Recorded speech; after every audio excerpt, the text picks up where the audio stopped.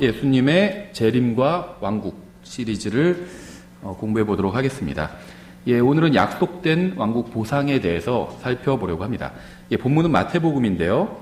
저희가 사실 이 시리즈는요, 이제 복음서 위주로 살펴보는 겁니다. 마태복음 19장 27절부터 30절입니다. 마태복음 19장 27절부터 30절. 저희가 네 번째 시간인데요. 총 이제 12번을 계획하고 있습니다. 첫 번째 시간은 저희가 이 세상의 통치자는 마귀라는 사실을 살펴봤죠. 그래서 제가 한 번 이 성경 공부, 설교에서요, 내용이 많지는 않습니다. 한 가지만 기억하셔도 돼요. 이제 이런 주제에 대해서 많이 안 들어보신 분들은 좀 생소하실 수도 있는데요. 이제 한 번에 하나씩만 기억하시면 됩니다. 첫 번째 시간에 저희가 강조했던 건요, 주님께서 이 세상에 다시 오시는 그 날과 시각은 아무도 알 수 없다고 성경은 말씀하고 있었죠. 자기가 그걸 안다 하는 사람은 거짓말하고 있는 겁니다. 그리고 때와 시기에 대해서는 너희의 알 바가 아니라고 또 주님께서 말씀하셨죠. 그래서 날과 시각과 때와 시기는 우리가 알 수 없고 또 우리의 알 바가 아닙니다. 그럼 우리가 해야 될 건 뭐였냐면 예수님의 증인으로서 복음을 전하라는 거였죠. 사도행전 1장에 나오는 내용이었죠. 두 번째 시간에 저희가 살펴본 건요, 이방인의 때에 대해서 살펴봤는데요. 지금 이 시대, 그러니까는 이제 이스라엘과 유다과 남왕국, 북왕국이 다 바벨론과 아시리아에 끌려가서 멸망을 했잖아요. 그때부터 예수님께서 재림하실 때까지는 이제 이방인의 때라고 불리고 있습니다. 이방인의 때. 이제 하나님께서 이 세상에 왕국을 세우려고 하신 그 지역을 이방인들이 통치하고 있다는 겁니다. 지금도 이방인들이 통치하고 있죠. 대부분은 이제 무슬림들이 그 국가들이 통치하고 있고요. 또 이제 미국이 또 그 지역에 큰 영향력을 끼치고 있죠. 그래서 이방인들이 통치를 하고 있습니다. 그래서 이 세상을 바로 세울 분은요, 예수님이에요. 그래서 이 이방인의 때, 그러니까 주님께서 재림하시기 직전까지 교회인 우리들에게 맡겨진 사명은 이 세상을 바로 세우는 일은 아니라는 겁니다. 그것은 불가능해요. 그렇죠. 거기 지금 하나님께서 왕국을 세우려고 하셨던 그 지역을 이방인들이 차지하고 있는데 그 사람들을 다 우리가 몰아낼 수도 없고요. 또 우리나라를 바로 세우는 일도 우리가 할 수 없고, 우리나라는 고사하고요, 용인을 바로 세우자, 이것도 우리가 할 수가 없습니다. 어떻게 바로 세워요? 무슨 힘이 있다고, 교회가. 용인에 있는 모든 교회가 다 연합해도 못합니다. 그거는. 우리에게 맡겨진 사명은 아닙니다. 그러니까 이 세상을 바로 세우는 일, 이 세상에서 좋은 일을 하는 일, 환경운동을 하는 일, 이런 것들이 잘못됐다는 건 아니에요. 좋은 일이에요. 환경을 파괴하자는 것보다 환경운동하는 게 훨씬 좋은 일이죠. 하지만 교회에게 맡겨진 사명은 아니라는 겁니다. 그래서 이 세상을 바로 세우실 분은요, 예수님이에요. 예수님께서 이 세상에 오셔서 이 세상을 바로 세워주실 겁니다. 그리고 세 번째 시간에 지난주에 저희가 살펴봤던 건요, 이 세상에 전쟁과 기근 또 고난이 있는 이유는 주님께서 아직 재림하시지 않았기 때문이라는 사실을 저희가 살펴봤죠. 그래서 초림의 목적은 인간을 바로 세우기 위함이고 재림의 목적은 인간이 망쳐놓은 것을 바로 세우기 위함이다. 이런 말도 했었죠. 오늘도 여러분이 한 가지만 기억하시면 됩니다. 보상에 대한 아주 기본적인 한 가지 사실만 저희가 살펴보려고 합니다. 본문 마태복음 19장 27절부터 30절인데요.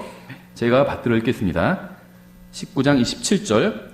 그때 베드로가 그분께 응답하여 이르되 보소서, 우리가 모든 것을 버리고 주를 따랐사오니 그런즉 우리가 무엇을 얻으리이까 하매 예수님께서 그들에게 이르시되 진실로 내가 너희에게 이르노니 다시 나게 하는 때, 사람은 다시 태어나죠. 거듭나죠. 중생을 하죠. 그것과 비슷한 개념이에요. 다시 나게 하는 때, 그 사람의 아들이 자기의 영광의 왕자에 앉을 때 나를 따른 너희도 12 왕자에 앉아 이스라엘의 12지파를 재판하리라.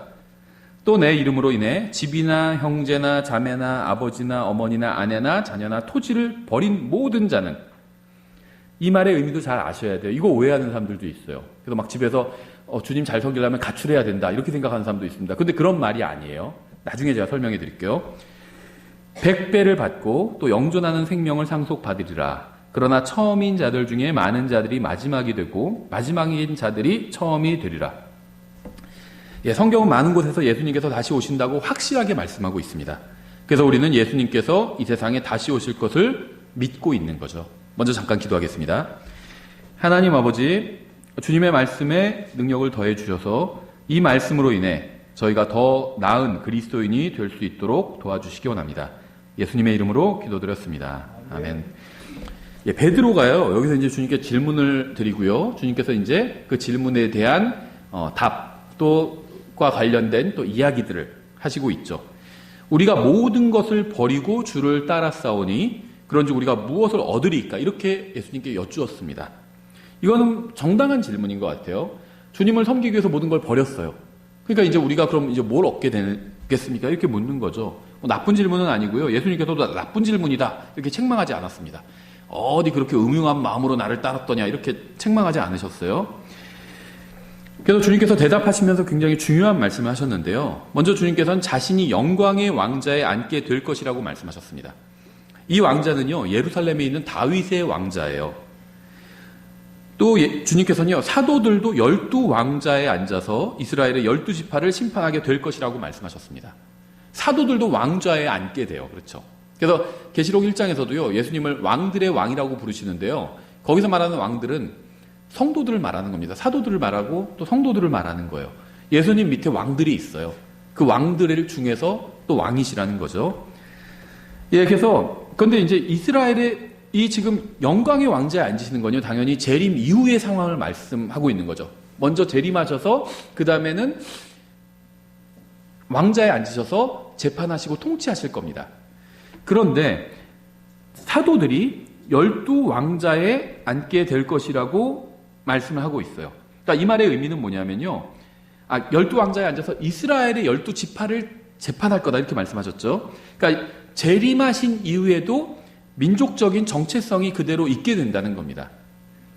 재림하시고 나면은 더 이상 민족도 없고 뭐 인종도 없고 그런 세상이 오는 것이 아니라 재림하셔도 민족이 그대로 있다는 거예요. 하늘에서는 더 이상 민족이 없죠. 민족적인 정체성이 없어요. 왜 그러냐면요. 구원받은 사람은 교회가 되고요. 교회는 예수 그리스도의 몸이 됩니다. 예수님과 한 몸이 돼요.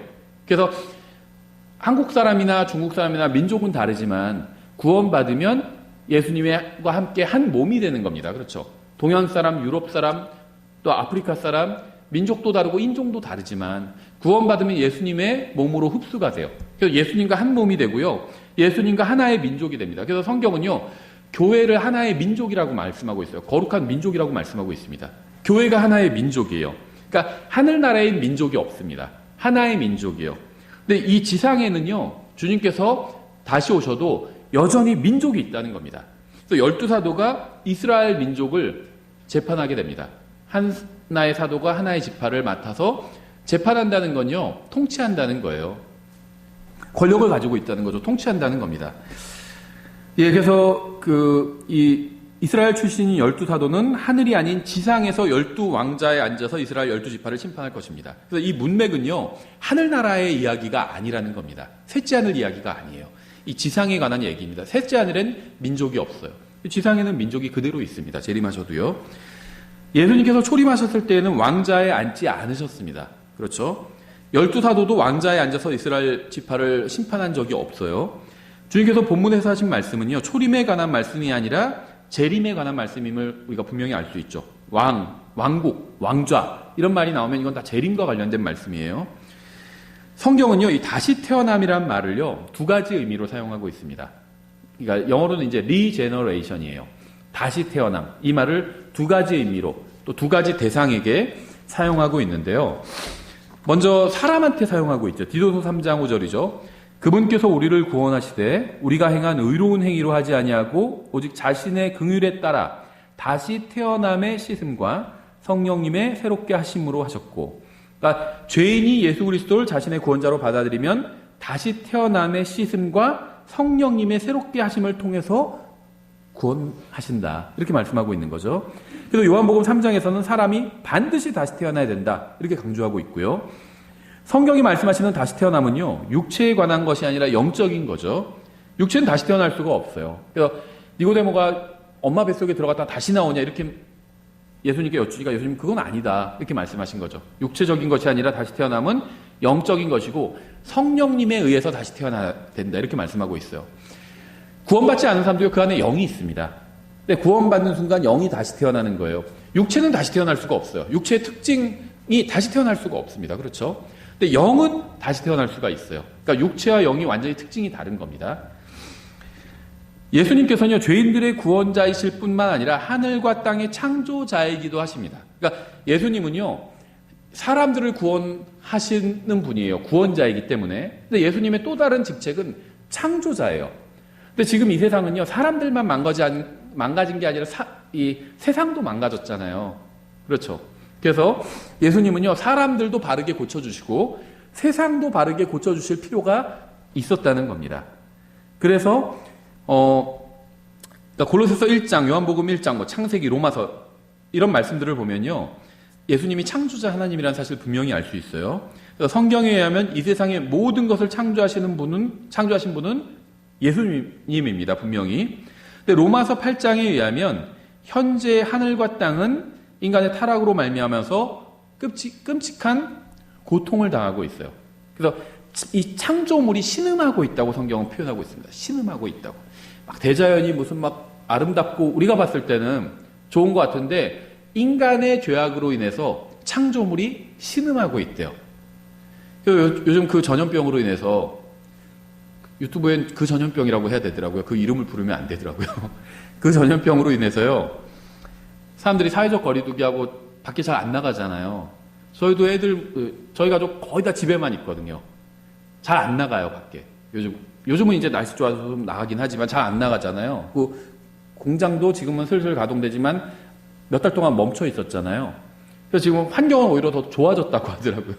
사람이 행동을 멈추니까 환경이 좋아진 거예요. 그러니까 이 지구 자체가요, 이 창조 세계가 신음하고 있었던 거예요. 사람들 때문에 너무 힘들었는데 지금 사람들이 가만히 있으니까 이제 좀 살만하다 그러는 거예요, 창조물들이. 근데 아직 본질적으로 해결된 게 아니죠. 예, 창조물들은 지금 신음하고 고통 중에 있는 겁니다. 인간 때문에. 다니엘의 70번째 주로 알려져 있는 이제 이 대환란 때에는 하나님께서 이 세상에 21가지 재앙을 일어나게 하실 겁니다. 대환란 때 모든 풀이 다 말라버릴 거고요. 나무의 3분의 1이 불타버릴 거고요. 바다에 사는 생물 중에 3분의 1이 죽게 될 겁니다. 강들의 근원이 독으로 오염될 거라고 말씀하고 있어요. 또 별들이 흔들리고 하늘에서 천체가 흔들리면 이 지상도 영향을 받게 되죠. 그래서 엄청난 자연재해가 일어나게 될 것이고 또 엄청난 환경 오염이 일어나게 될 것이라고 말씀하고 있습니다. 그러니까 대환란 후에는요. 환경운동가들이 두려워하는 것보다 훨씬 더 많이 자연이 훼손될 거예요. 그리고 아마게돈에서 수많은 사람들이 죽임을 당하게 될 겁니다. 엄청난 사람들이 죽게 될 거예요. 몇 억 단위의 사람들이 죽게 될 겁니다. 대환란 때 파괴된 지구는요. 예수 그리스도의 재림과 더불어 다시 회복이 될 겁니다. 그래서 제가 초림은 인간을 바로잡기 위한 것이고 재림은 인간이 망친 것 뭘까요? 이 세상이에요. 이 세상을 바로잡기 위한 것이다 이렇게 말씀드렸죠. 사막이 비옥한 땅으로 회복되고요. 황무지에 꽃이 필 거예요. 사막이 꽃동산 되리라 뭐 그런 노래도 있잖아요. 예, 그게 이제 재림에 관한 말씀인 겁니다. 그 노래인 거예요. 예수님께로부터 흘러나오는 생명수가요. 온 세상에 흐르고요. 이 세상에 오염된 물과 망가진 땅을 다 고칠 겁니다. 왕자로부터 생명수가 흘러나오게 되죠. 그러면 들의 나무들이 시편이 말씀하시는 것처럼 손뼉을 치고요. 살아 숨쉬는 모든 것들이 주님을 찬양하게 될 겁니다. 이것이 바로 땅이 다시 나게 하는 때인 거예요. 그래서 이 땅이 다시 나게 하는 때는요. 새하늘과 새 땅과는 조금 다릅니다. 새하늘과 새 땅은 천년왕국 이후에 큰인왕자 심판 이후에 있게 되죠. 그런데 이 땅이 다시 나게 하는 때는요. 예수님의 재림 직후를 의미하는 때라고 보시면 돼요. 온 세상을 창조하신 분께서 다시 온 세상을 새롭게 해주시는 겁니다. 이 모든 일은 예수 그리스도께서 영광의 왕자에 앉으실 때, 즉 재림하신 이후에 일어나게 될 거예요. 그러니까 사람도요. 예수님을 믿는 순간 즉시 영이 다시 태어나게 되죠. 다시 나게 하는 때. 이게 땅에 관련된 거라면 사람은 예수님을 믿는 순간 다시 태어나게 되는데 근데 다시 태어나도 육체는 그대로잖아요. 근데 예수님께서 공중으로 오시면 우리가 들림받아 올라가면서 그때 이제 새로운 육체로 변화받게 되죠. 그러니까 이 세상도요. 예수님께서 재림하시면 그때 다시 나게 되는 겁니다. 하지만 천년왕국, 천년이 그때로부터 지나고 나서 이제 새하늘과 새 땅이 생기게 되는 거죠. 그래서 이러한 일은 이제 이 땅이 다시 나게 한 때는요, 예수님께서 영광의 왕자에 앉으실 때를 의미하는 거고요. 그리고 그때 12사도도 왕자에 앉아서 이스라엘 12지파를 심판하고 통치하게 될 거고요. 또 이제 그리스도인 중에서 자기를 부인하고 주님을 섬긴 사람들은 그때 각 도시들을 또 통치하게 되는 거겠죠. 그거는 뭐 우리가 정하는 게 아니라 주님께서 정하실 거죠. 사람이 정할 수 없는 겁니다. 하나님께서 나눠주실 거예요. 누가 얼마만큼 어떤 일을 해서 얼마만큼 그런 보상을 상급을 받게 될지는 아무도 모릅니다. 아무도 몰라요. 인간이 정할 일이 아닙니다. 사도행전 3장 19절 이렇게 되어 있어요. 그런즉 너희는 회개하고 회심하라. 그리하면 새롭게 하는 때가 주의 앞으로부터 이를 때 너희 죄들이 말소될 것이요 또 그분께서 예수 그리스도 곧 너희에게 미리 선포된 분을 보내시리라. 하나님께서 세상이 시작된 이래로 자신의 모든 거룩한 대언자들의 입을 통하여 말씀하신 때, 곧 모든 것을 회복하시는 때까지는, 모든 것을 회복하시는 때가 뭐냐면 재림이에요. 재림하셔서 이 세상을 회복해 주시는 겁니다. 그렇죠? 그때까지는 하늘이 반드시 그분을 받아들여야 하느니라. 재림하시기 전까지는요, 하늘이 예수님을 반드시 받아들여야 된대요. 이게 이제 초림과 재림을 구분해 주고 있는 이야기거든요. 세상이 시작된 이래로 모든 대언자들은 예수님께서 영광 중에 다시 오셔서 인간의 죄로 인해 망가진 모든 것을 바로 잡으리라는 사실을 선포했습니다. 길게 얘기했지만 한마디로 재림을 선포했다는 거예요. 이 대언자들이. 그리스도께서 인간만 바로 잡으시는 것이 아니라 인간이 거하는 세상도 바로 잡으실 겁니다. 그래서 이 세상이 막 망가지는 걸 보면요, 너무 답답하긴 답답하죠. 하지만 너무 답답해할 필요는 없다는 겁니다. 예수님이 바로 잡아주실 거예요. 초림은 인간을 바로잡기 위한 것이고 재림은 인간이 망쳐놓은 것을 바로잡기 위한 것이다. 이렇게 말씀드렸죠. 주님께서는 믿는 사람만 다시 태어나게 하시는 것이 아니라 이 세상도 다시 태어나게 하실 겁니다. 그래서 저 사람은 거듭나야 돼. 이렇게 말하는 건 맞는 말이에요. 저는 거듭났습니다. 이 말도 맞는 말이죠. 사람한테 쓸 수 있는 말이에요. 이 세상도 거듭나야 돼. 이 말도 맞는 말입니다. 근데 이제 틀린 말은 뭐냐면 우리 사회가 거듭나야 됩니다. 이 말은 틀린 말이에요. 성경에 없어요. 그럼 법조계가 거듭나야 됩니다. 이번 기회에 의료계가 거듭나야 됩니다. 이런 말도 잘못된 말입니다. 법조계나 의료계는 거듭날 수가 없습니다. 그건 이 세상 사회 시스템이잖아요. 사회 시스템은 거듭날 수 없어요. 성경에 의하면. 그런데 이 세상 자체는 거듭날 수 있어요. 그래서 개인도 거듭날 수 있고요. 이 세상도 거듭날 수 있습니다. 그 외엔 무엇도 거듭날 수는 없어요. 그렇죠? 세상은 주님께서 초림하셨을 때부터 지금까지 매우 중요한 진리를 이해하지 못하고 있는데요. 초림과 재림 사이에는 하늘이 반드시 그분을 받아들여야 하는 때가 있습니다. 그러니까 지금 이걸 보통은 우리가 교회 시대라고 부르죠. 그런데 이제 예수님의 관점으로 본다면, 또 하늘의 관점으로 본다면 하늘이 예수님을 반드시 받아들여야 하는 때. 예수님 지금 어디 계시나요? 셋째 하늘에 계시잖아요. 그래서 지금 이 시대를 성경은 하늘이 반드시 그분을 받아들여야 하는 때 이렇게 부르고 있습니다. 즉 인간의 죄값을 치르는 초림과 이 세상을 바로잡는 재림 사이에는 반드시 특정한 기간, 하늘이 그분을 받아들여야 하는 때가 있다는 겁니다. 이 초림과 재림을 구분할 수가 있어야 돼요. 대부분의 이단들은 이걸 구분을 못합니다. 다시 마태복음 19장으로 돌아가서요. 19장 28절에 예수님께서 그들에게 이르시되 진실로 내가 너희에게 이르노니 다시 나게 하는 때 곧 사람의 아들이 자기의 영광의 왕자에 앉을 때 나를 따른 너희도 12왕자에 앉아 이스라엘의 12지파를 재판하리라. 이건 혼의 구원과는 전혀 관련이 없는 말씀이에요. 예수님을 믿고 구원받고 죽어서 하늘나라에 가고 이런 것과는 전혀 관련이 없는 말씀입니다. 초림과는 전혀 관련이 없는 말씀이에요. 혼의 구원은 초림과 관련이 있죠. 근데 이 왕좌에 앉아서 통치하는 건요, 재림과 관련이 있어요. 구원받기 위해서는 주님을 따르지 않아도 됩니다. 예수님만 믿고 그 다음에는 자기 마음대로 살아도 구원은 받는 거예요. 구원은 선물이기 때문에 누구든지 예수님을 자신의 구원자로 믿기만 하면 구원받을 수 있어요. 아무것도 안 해도 구원받을 수 있습니다. 전 그게 잘하는 거라고 얘기하는 게 아니에요. 구원은 그렇다는 겁니다. 구원은 선물이에요. 구원은 조건이 없습니다. 하지만 통치하는 보상을 받기 위해선 왕관을 받는 거죠. 이 왕관이 그냥 상징적인 게 아니에요. 그리스도의 심판석에서 왕관을 받잖아요. 왕관이 무슨 상징적인 게 아닙니다. 무슨 뭐 미스코리아가 받는 왕관 같은 게 아니라는 거예요. 어디도 통치하지 않죠. 요즘도 그런 거 뽑는지 모르겠지만 뭐 미모로 전 세계를 통치한다 뭐 이런 얘기를 하고 그랬는데 옛날에는 통치하는 게 아니죠. 그거는 주님께서 주시는 왕관은요 무슨 뭐 모조품이나 상징적인 게 아니라는 겁니다. 왕관은 실제적인 능력이 있어요. 통치의 권한이 있는 겁니다. 그렇죠? 이 통치하는 보상은요 그냥 주는 선물이 아니란 겁니다. 이건 보상이에요. 보상. 구원과 보상은 서로 완전히 다른 개념입니다. 구원은 보상이 아니에요. 구원은 선물입니다. 선물. 아무것도 하지 않아도 저 받고 싶어요. 그러면 그냥 준다는 겁니다. 근데 보상은요 자격이 있어야 돼요. 받고 싶어야 한다고 해서 주지 않는다는 겁니다. 주님을 섬겨야 보상을 받게 된다는 겁니다. 29절 또 내 이름으로 인해 집이나 형제나 자매나 아버지나 어머니나 아내나 자녀나 토지를 버린 모든 자는 100배를 받고 또 영전한 생명을 상속받으리라. 이게요 잘못 오해하면요 이단들이 이제 이런 구절 하나만 떼서 딱 가르쳐요. 그러면서 집에서 교회 다니는 거 반대해? 그럼 가출해. 그러죠. 최근에 큰 이슈가 됐던 그 31번 환자가 다니던 그 이단 거기서도 이렇게 거기 영향을 받은 사람들이 엄청나게 많이 가출했어요. 그렇죠. 이건 팩트니까. 성경을 잘못 해석했기 때문이에요. 베드로가 먼저 주님께 질문을 했죠.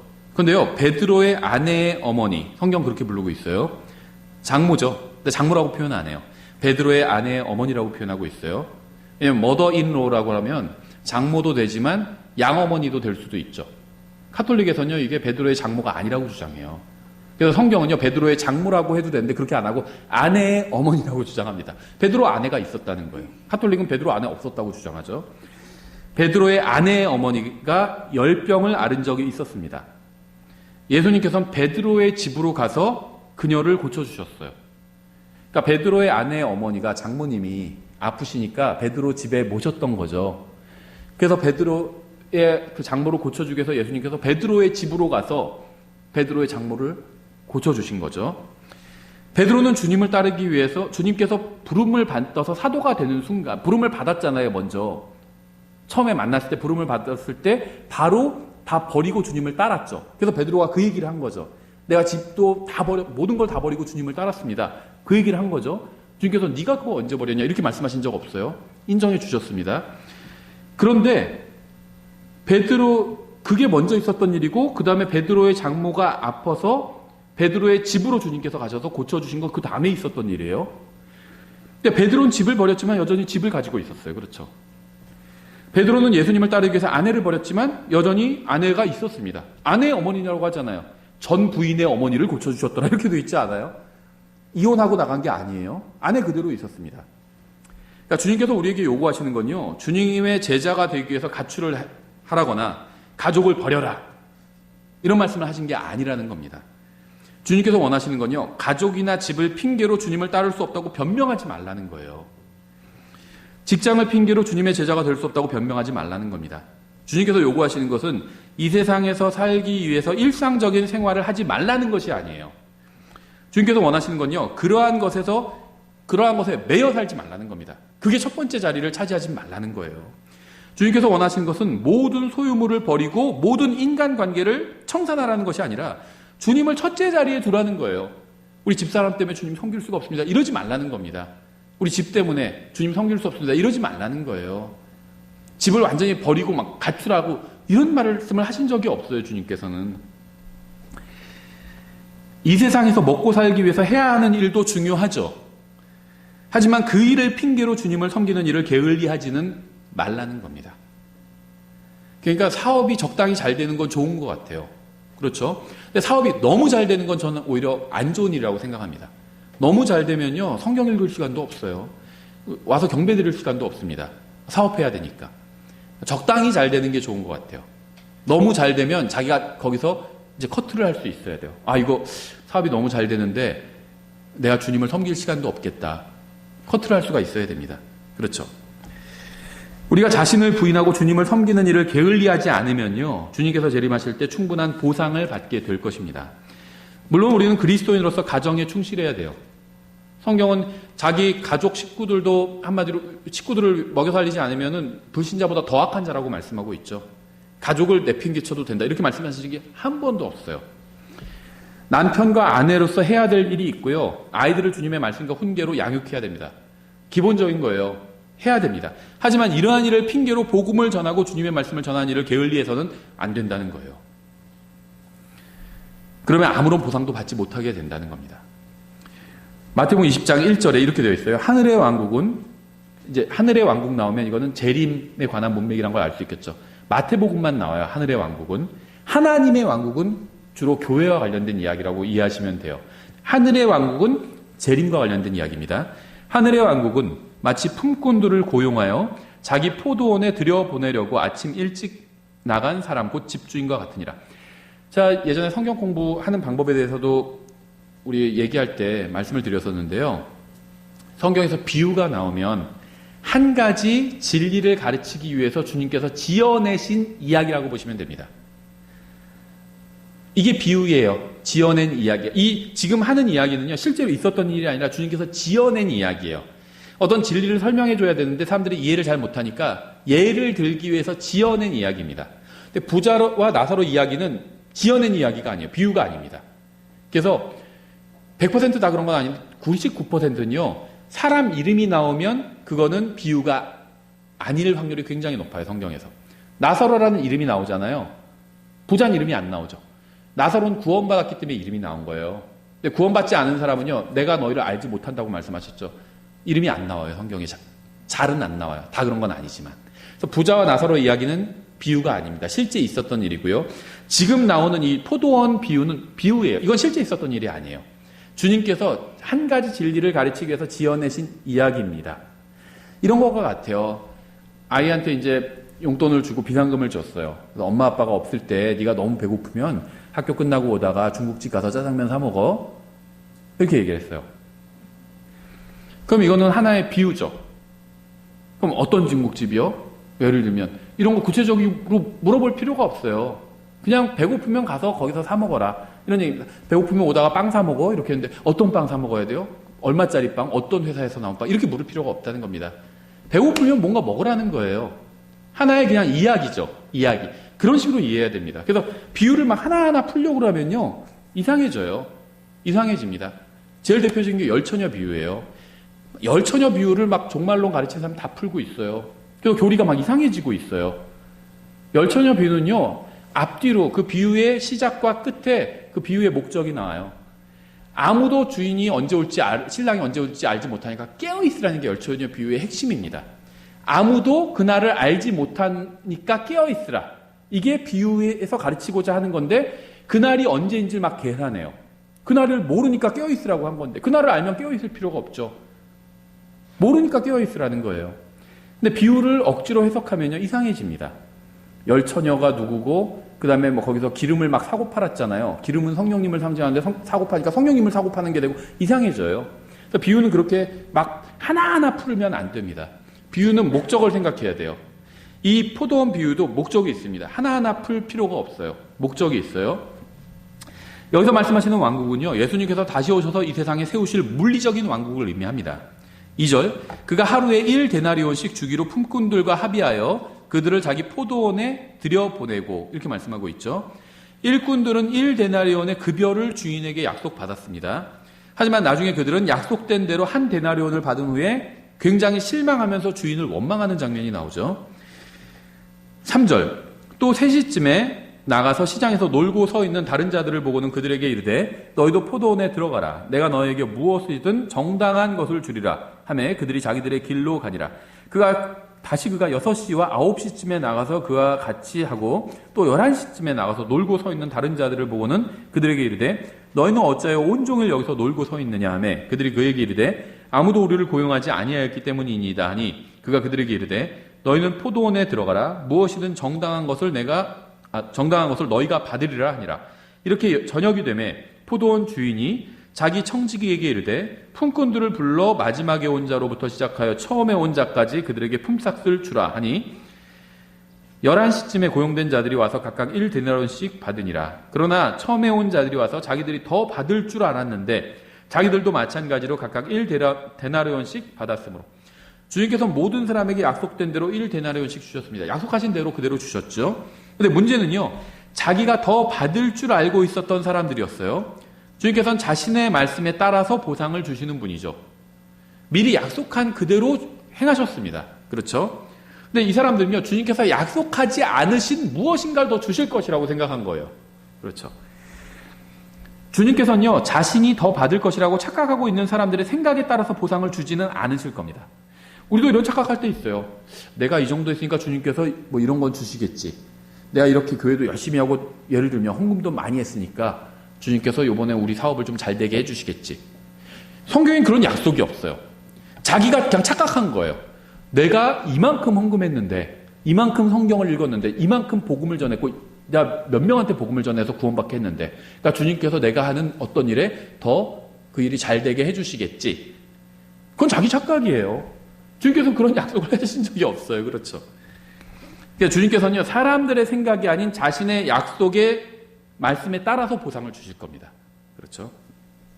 10절. 그러나 처음에 온 자들은 와서 자기들이 더 받을 줄 알았는데 자기들도 마찬가지로 각각 1데나리온씩 받았으므로 그것을 받은 뒤에 그 집 주인을 향해 투덜거리며 이르되 마지막에 온 이 사람들은 1시간만이라였는데 당신이 그들을 짐과 낫의 열기를 견딘 우리와 같이게 대우하셨나이다 하니 그가 그들 중에 한 사람에게 응답하여 이르되 친구요. 얼마나 신사적이요. 주님은 뭐라고 확 하실 수도 있는데 친구요. 부드럽게 말씀하셨죠. 내가 내게 잘못한 것이 없노라. 너랑 약속한 걸 지켰다는 거죠. 내가 나와 1데나리온에 합의하지 아니하였느냐. 내 것을 가지고 내 길로 가라. 내게 준 것과 똑같이 내가 마지막에 온 이 사람에게도 주리라. 이 비유에서 누가 포도원의 주인인지는 뭐 명백하죠. 하나님이에요. 청지기는 성령님입니다. 누구든지 예수 그리스도를 자신의 구원자로 받아들이면 구원을 받죠. 문제는요, 주님께서 인간에게 약속해 주신 것은 바로 구원이에요. 그렇죠? 그러니까 이제 이게 지금 구원에 대한 이야기를 하는 거라는 얘기는 아니에요. 이거는 사실 왕국에 대한 것이고 보상에 대한 이야기를 하는 건데요. 적용을 해보자는 겁니다. 주님께서 우리에게 약속해 주신 것, 구원받으면 우리에게 무엇을 주시겠다 한 것, 일단은 구원을 약속해 주셨죠. 주님께서 구원받은 사람에게 이 세상에서 약속해 주신 것은 구원 이외에는 없습니다. 주님께서 재림하시면요, 보상을 주실 거예요. 그리스도의 심판석에서 왕관을 받게 되죠. 자기가 행한 것에 따라 왕관을 받게 됩니다. 그러면 그것을 왕관을 가지고 이제 통치를 하게 됩니다. 이 도시를 다스려라, 10도시를 다스려라. 그런 통치를 하게 돼요. 근데 그것은요, 주님께서 재림하신 이후에 벌어질 일이죠. 아직은 주님께서 재림하시지 않았습니다. 그렇죠. 이 시대에는 주님께서 예수님을 믿고 그 다음에 열심히 주님을 섬기면 무엇인가를 주겠다고 약속하신 것이 아무것도 없다는 겁니다. 이 시대에는 구원밖에 없어요. 약속해 주신 것. 그 구원 외에는 다 영적인 약속들이요. 주님과 교제를 나누고 다 영적인 약속들이죠. 평안을 누리고 영적인 겁니다. 물질을 약속해 주신 건 없다는 거예요. 주님께서 재림하시기 전까지는 어떤 물질을 보장받은 게 없다는 겁니다. 우리가. 누가 그럼 저 사람 잘 사는 사람도 있는데 그 사람은 그냥 주님께서 그걸 주신 거예요. 그건 보장된 건 아니에요. 그냥 주신 겁니다. 주님께서 어떤 목적을 가지고. 저 사람이 예수님 믿고 열심히 신앙생활을 했더니 사업이 잘 되고 굉장히 부자가 되었다. 나도 예수님 믿고 열심히 섬기면서 사업을 했는데 나는 부자가 되지 않았어요. 그럴 수 있다는 겁니다. 주님께서 다 열심히 신앙생활하면 사업이 잘 되게 해주겠다. 이런 약속을 주신 적이 없다는 겁니다. 그건 오히려요. 우리가 재물에 대해서 공부할 때도 한번 봤었죠. 부자가 되는 여러 가지 방법이 있는데요. 타고났다든지 부잣집에서 태어나면 부자인 거죠. 아니면은 자기가 뿌린 대로 거두든지 열심히 일해서 그 다음에 열심히 일해가지고 사업 열심히 해가지고 돈을 많이 번 사람들도 있잖아요. 뿌린 대로 거둔 거죠. 그렇죠. 아니면 주님께서 엑스트라로 어떤 복을 주시는 경우들도 있어요. 그럼 또 부자가 될 수도 있겠죠. 근데 이런 것들은요, 그리스도인에게 보장된 것은 아니라는 겁니다. 그렇죠? 누군가에게는 건강이나 재산을 주시기도 하지만 그것은 구원받은 모든 사람에게 약속해 주신 것은 아니라는 겁니다. 이 세상에서는 아무리 신앙생활을 열심히 한다고 해도 부자가 되는 것이 보장된 것은 아니라는 거예요. 그래서 예를 들면 우리 집값도 내려가고 직장에서도 잘리고 그랬다고 해서 내가 신앙생활을 잘못했다는 증거는 아니라는 겁니다. 그건 전혀 별개의 일이에요. 직장에서 잘리면 어떻게 해야 되죠? 다시 하나님께 좋은 직장으로 인도해 달라고 기도하면 되죠. 내가 신앙생활 잘못해서 잘린 거랑 아니랑 전혀 관련이 없어요. 우리 집값이 떨어지고 그것도 내가 신앙생활 잘못해서 떨어진 거 아니라는 겁니다. 전혀 관련이 없는 일이에요. 이 비유는요, 사람이 무슨 생각을 하든 상관없이 주님께서는 자신의 말씀에 따라서 약속하신 것만을 주실 것이라는 사실을 가르쳐주고 있어요. 그렇죠? 이것이 바로 주님께서 이 비유를 통해서 말씀하시고자 했던 내용입니다. 비유는 복잡한 걸 가르치기 위한 게 아니에요. 그래서 자꾸 비유에 나오는 한 단어를 풀려고 하면요, 성경에 나온 한 단어를 다 해석해야 돼요. 성경을 성경으로. 비유는 좀 다르다는 겁니다. 한 단어를 풀려고 그러면 이상해져요. 불의한 청지기 비유도 있잖아요. 청지기가 했던 일들은 다 사악한 일이었어요. 청지기가 잘못한 걸 보고 주인이 해고 통보를 했죠. 그랬더니 내가 해고 당하고 나서도 거래처 사람들과 나름 거래를 하면서 지내려면 장부를 조작해야 해서 장부 조작해버렸어요. 100만 원 빚진 거 50만 원으로 바꿔버리고요. 그래서 그건 나중에 나가서 내가 다 고쳐놨어 그렇게. 주인 모르게 고쳐놓은 거야. 그러니까 그 거래처 사람들은 고맙죠. 불의한 짓을 했습니다. 근데 주님께서 이 불의한 청지기를 배우라고 하셨어요. 불의한 청지기는 다 잘못했지만 잘한 거 하나가 있었죠. 미래를 대비했다는 거예요. 그 점에 있어서 배우라는 거였습니다. 그러니까 이 불의한 청지기 비유를 풀려고 그러면 이게 안 풀려요. 그래서 비유는 한 가지 목적이 있다는 것만 기억하시면 됩니다. 15절에서 내가 내 것을 가지고 내 뜻대로 하는 것이 법에 어긋나느냐 이렇게 물으셨죠. 예수님께서는 자신의 것을 자신의 뜻대로 나누어 주실 겁니다. 우리의 뜻대로가 아니라 자신의 뜻대로. 포도원과 포도원에서 일하는 자들과 그들이 받을 급여는 모두 다 주님의 것이죠. 그 다음에 내가 선함으로 내 눈이 너희의 눈이 악하냐 이렇게 말씀하셨어요. 주님은 선하신 분입니다. 문제는 인간의 눈으로 바라보는 관점이 잘못될 수 있다는 거예요. 구원받았다 해도요, 하나님의 말씀을 통해서 바라보지 않고 자기 생각대로 바라보면요, 잘못 바라볼 수 있다는 거예요. 관점이 악할 수 있다는 거예요. 눈이 악할 수 있다는 거예요. 우리가 잘못된 관점으로 보면 올바른 것도 잘못된 것으로 보일 수도 있다는 겁니다. 16절 이와 같이 마지막인 자가 처음이 되고 처음인 자가 마지막이 되리니 부름받은 자는 적으나 부름받은 자는 많으나. 구원은 모든 사람을 향해서 부르셨죠. 누구 나와서 구원받으라고 부르셨어요? 선정된 자는 적으니라. 왕관을 받을 사람은 적어요. 이 비유의 문맥은 왕국입니다. 주님께서는 왕국에 관한 교훈을 주기 위해서 이 비유를 말씀하셨어요. 주인이 자신이 없는 동안 일을 하게 하기 위해서 일꾼을 고용했죠. 주인이 돌아오면 일꾼에게 합당한 보상을 줄 겁니다. 이게 오늘 설교 내용의 핵심이에요. 보상은 언제 받느냐? 주인이 돌아오면 받게 된다는 겁니다. 그렇죠. 주인이 멀리 떠나 있는 동안은요, 일꾼은 보상을 받을 수가 없습니다. 포도원은 이 세상이에요. 주님께서는 현재 이 세상을 떠나서 셋째 하늘에 계십니다. 하늘이 그분을 받아들여야 하는 때죠. 지금은 셋째 하늘에 계세요. 주님께서 이 세상으로 돌아오시기 전에는 보상을 주지 않으실 겁니다. 너무 당연하죠. 그렇죠. 구원받은 사람이 아무리 열심히 주님을 섬긴다고 해도 이 세상에서 잘 먹고 잘 살게 되는 것을 보장받은 것은 아니라는 겁니다.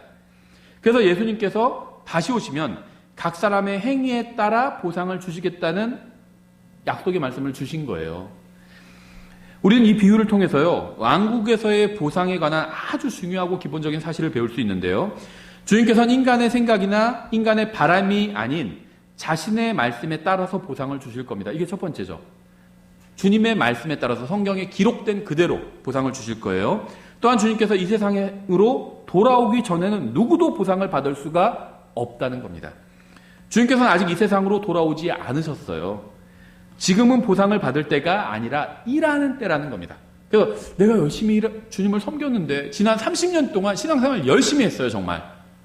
그런데도 왜 사업은 안 되고 낙심하지 말라는 거예요. 그렇게 아직 주님께서 보상을 주시는 때가 아니기 때문이에요. 열심히 여러분이 섬겼으면요 반드시 보상을 받게 될 겁니다. 지금은 아직 안 됐어요. 때가 주인이 돌아오셔야지 보상을 주죠. 아직 안 돌아오셨어요. 1시에 포도원으로 일하러 온 사람도 있고 2시에 일하러 온 사람도 있고 11시에 일하러 온 사람도 있었죠. 아직 하루가 끝나지 않았어요. 저녁이 되어야 주님께서 오셔야 약속된 보상을 주실 겁니다. 아직 이 세상은요 저녁이 안 됐다는 거예요. 아직 일할 때인 겁니다. 예수님을 잘 믿고 신앙생활 열심히 하면 이 세상에서 잘 살게 된다는 것은요, 비성경적인 거짓말에 불과하다는 겁니다. 주님이 다시 오시기 전에는 보상이 없어요. 20절에 재밌는 이야기가 나와요. 한번 생각해 보세요. 이거 굉장히 이상한, 좀 생각해 볼 만한 구절이라고 저는 생각해요. 20절에 그때 세베대의 아이들의 어머니가 자기 아들들과 함께 그분께 나와 그분께 경배하며 그분에게서 무엇인가를 바라매. 주님께 경배를 하고 주님께 무엇인가를 바라는 것, 기도로 알리는 거죠. 이건 나쁜 게 아니죠. 둘 다 좋은 겁니다. 세베대의 어머니는 두 아들을 데리고 주님 앞에 나와서 경배를 하고 간구를 했어요. 경배하고 간구하는 거, 이거 나쁜 게 아니죠. 그분께서 그녀에게 이르시되 내가 무엇을 원하느냐 하시니 그녀가 그분께 이르되 주의 왕국에서 나의 이 두 아들이 하나는 주의 오른편에 다른 하나는 왼편에 앉는 것을 허락하옵소서 하거늘.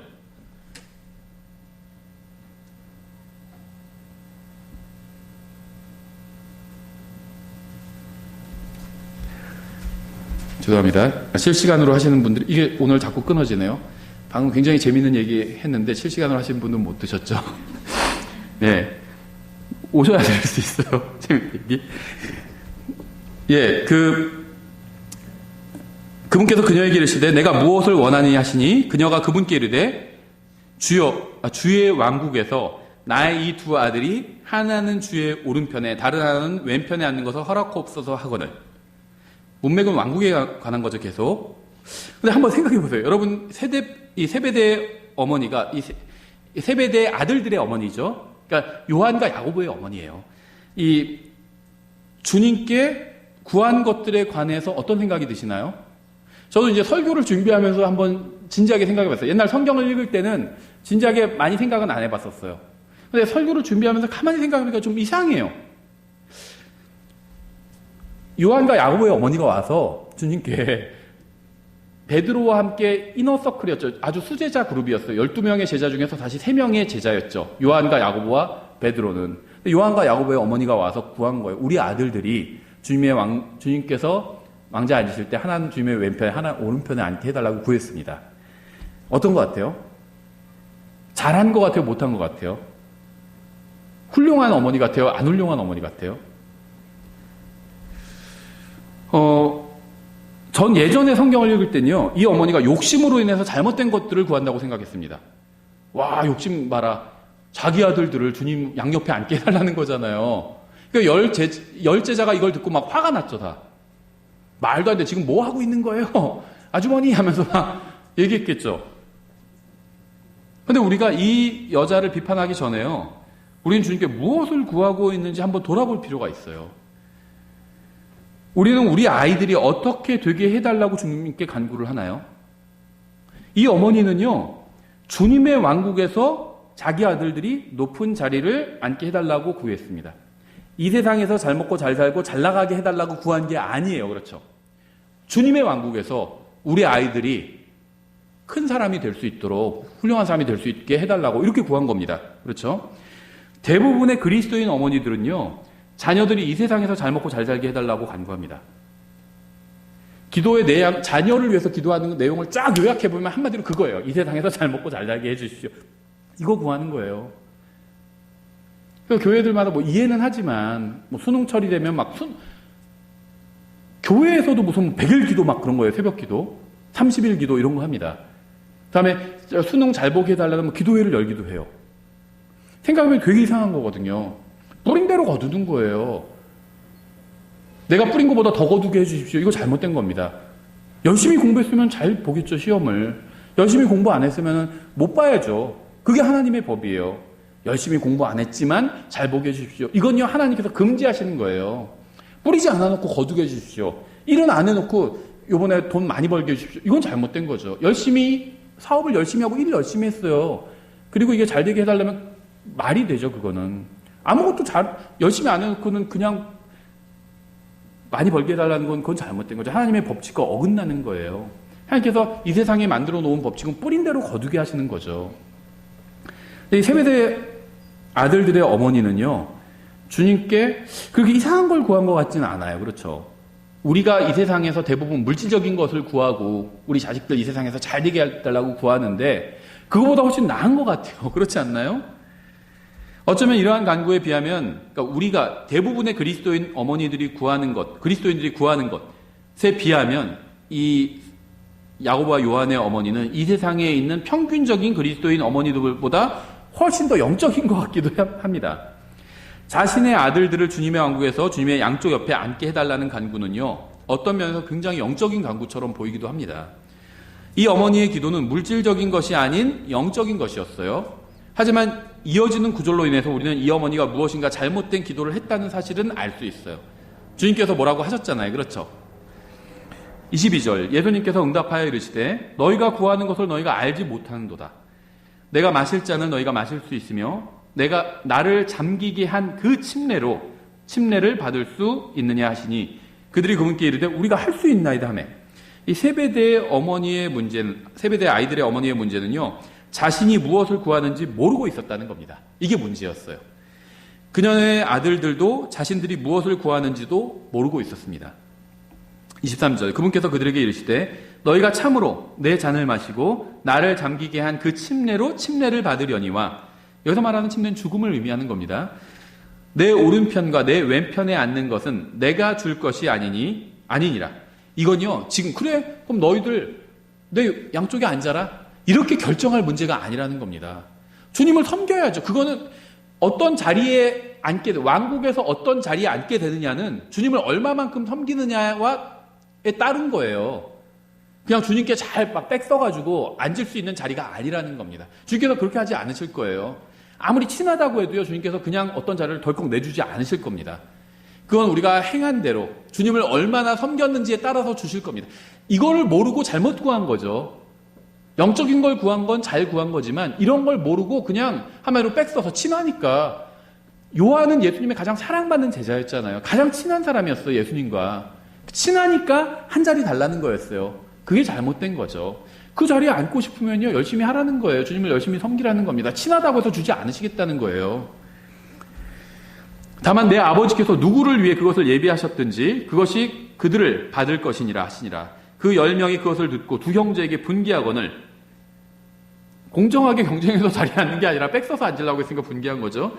예수님께서 그들을 불러 이르시되 이방인들의 통치자들이 그들에게 지배권을 행사하고 큰 자들이 그들에게 권위를 행사하는 것을 너희가 알거니와 너희끼리는 그리하지 말지니 너희 가운데 이제 비결을 말씀해 주셨어요. 높은 자리에 앉고 싶으면 이렇게 해라. 너희 가운데 누구든지 크게 되고자 하는 자는 너희를 섬기는 자가 되고 너희 가운데 누구든지 으뜸이 되고자 하는 자는 너희 종이 될지니라. 이 세상은요 에선 주님을 섬겨야 됩니다.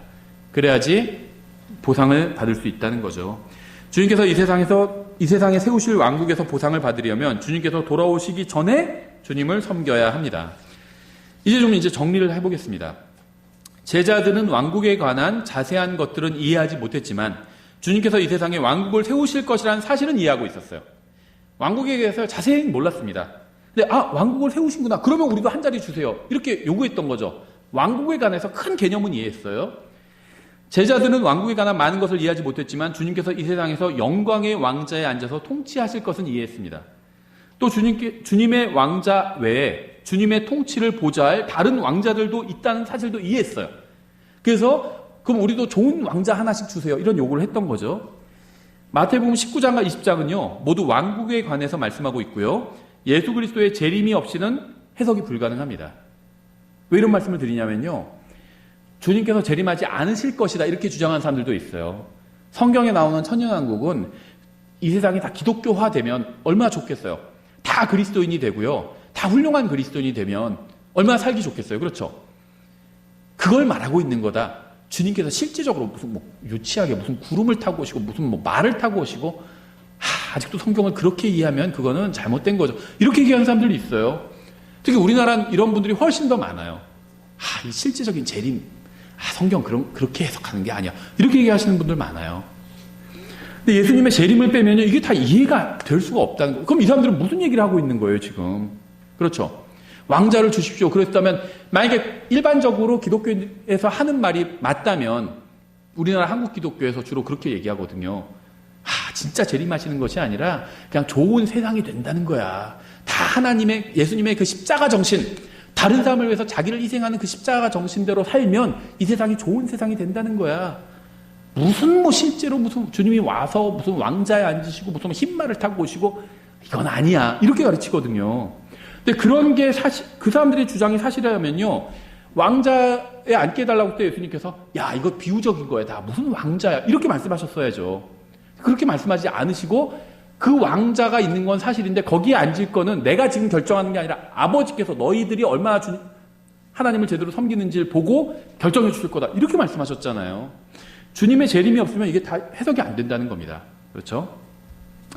여기서는 하늘의 왕자에 관해서 말씀하고 있지 않아요. 주님께서 다시 오시지 않는다면 주님의 왕국에 관한 모든 말씀은 해석 불가이거나 거짓이 되어버리고 만다는 겁니다.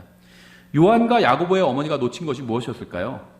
요한과 야고보를 포함한 제자들이 이해하지 못한 것이 무엇이었을까요?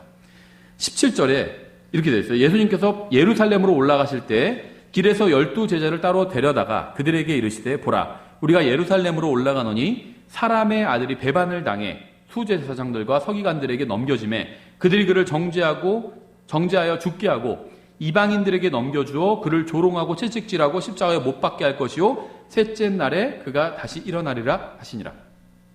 제자들은 왕국에 관한 말씀은 이해했지만 십자가에 관한 말씀은 이해하지 못했습니다. 주님께서는 왕국에 관해서 말씀을 하시면서 서로 성격이 완전히 다르게 보이는 두 가지 말씀을 하신 거예요.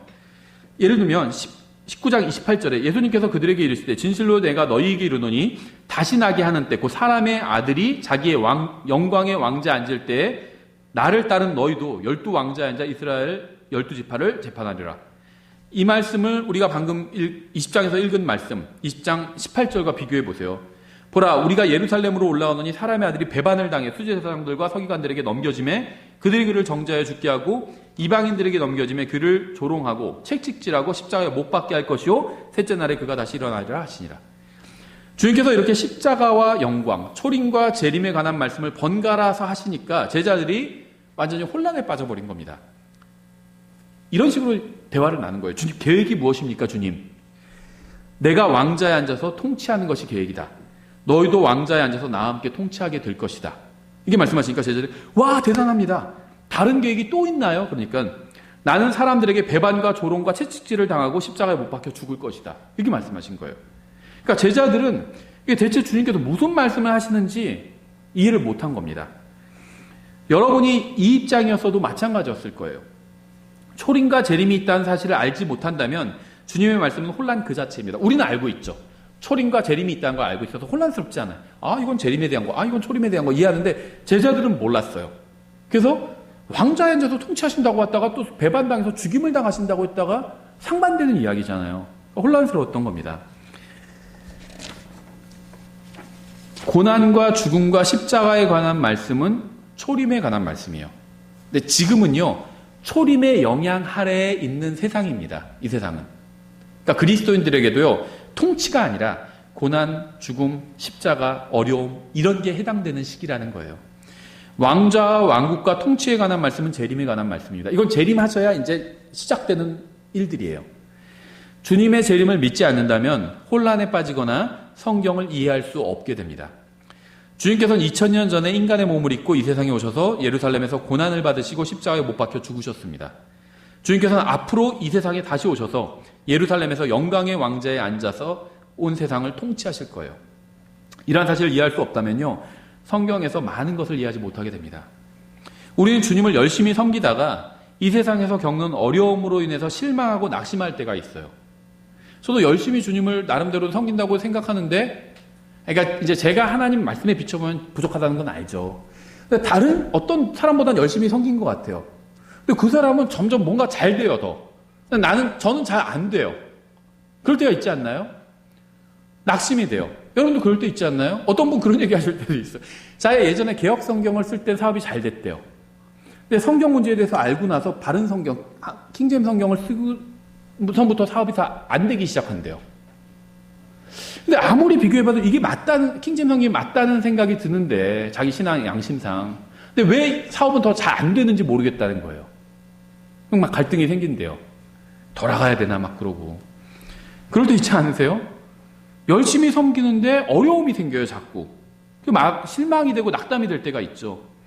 주님을 섬기기 위해서 많은 것을 포기했지만 이 세상에서는 실패와 어려움과 고난에 부딪힐 때가 있습니다. 주님을 열심히 섬기는데 왜 이렇게 고난과 눈물만 많은지 이해하기 어려운 때도 있어요. 우리는 오늘 그 이유를 살펴본 겁니다. 지금은 주님의 초림과 재림 사이의 기간이에요. 이 기간에는요, 주님께서 어떤 보상을 주시겠다고 약속하신 적이 없어요. 아직 오시지 않았어요. 오셔야 보상을 주세요. 그러니까 여러분들이 지금 하는 일이 잘 안 된다고 그래서 여러분이 주님을 섬긴 게 다 헛된 게 아니라는 겁니다. 그 보상을 오시면 주시겠다는 거예요. 지금 주시겠다고 하신 적이 없어요. 오셔야 주시는 거예요. 오셔야. 주님께서 다시 오시면 여러분의 섬김과 수고에 대한 충분한 보상을 주실 겁니다. 주님은 단 한 번도 약속을 어기신 적이 없어요. 여러분은 주님을 섬긴 만큼 보상을 받게 될 겁니다. 섬긴 것보다 더 후하게 보상, 물 한 컵, 주님을 위해서 주님의 형제들에게 물 한 컵을 준 것도 그 상을 잃지 않는다고 말씀하셨잖아요. 물 한 컵 주는 거 대단한 일이 아니잖아요. 그것도 상을 주신대요. 그럼 생각해 보세요. 여러분이 주님을 섬긴 건 다 상을 받을 거예요. 훨씬 더 많이 쳐서 상을 받을 거예요. 낙심하지 마세요. 이건 또 저한테 하는 얘기예요. 저도 낙심스러울 때가 있었거든요. 최근에도. 나름대로 열심히 한 것 같은데 결과가 시원치 않아 보여요. 낙심될 때가, 여러분도 그러실 거예요. 열심히 주님을 섬기고 바른 진리를 찾아왔잖아요. 또 더 안 될 때도 있어요. 예전에 비해서. 낙심하지 마세요. 여러분이 주님을 위해서 한 일은요, 헛된 것이 아닙니다. 힘을 내세요. 주님께서 어느 날 갑자기 오셔서 여러분의 수고에 대한 충분한 보상을 주실 겁니다.